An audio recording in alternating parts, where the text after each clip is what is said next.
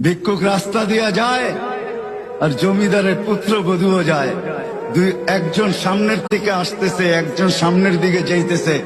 দুইজনের ক্রসিং এর সময় ভিক্ষুকের গায়ের কাদা জমিদারের পুত্রবধূর গায়ে লেগে গেছে। সে দুনিয়া আন্ধার করে ফেলছে, স্বামীকে টাইকা নিয়ে আসছে, বলছে ভিক্ষুক আমার কাপড় নষ্ট করে দিছে। সে শুধু ভিক্ষুক ছিল না, বৃদ্ধ ছিল। বৃদ্ধ ছিল না শুধু, জীর্ণ ছিল, শীর্ণ ছিল। শরীরে কাপড় ছিল না, ফাটা চিরা কাপড় ছিল। পায়ে জুতা ছিল না, পেটে ভাত ছিল না। জমিদারের পুত্র সইতে পারে নাই, যৌবনী শক্তি সয় কি কইরা তার স্ত্রীর গায়ে ভিক্ষুকের কাদা। বস সমগ্র শক্তিকে হাতে একত্র করা বৃদ্ধের গালে বসায়। বৃদ্ধ কিচ্ছু বলে নাই, শুধু উপরের দিকে তাকায় দুই তিনটা শব্দ উচ্চারণ করছেন।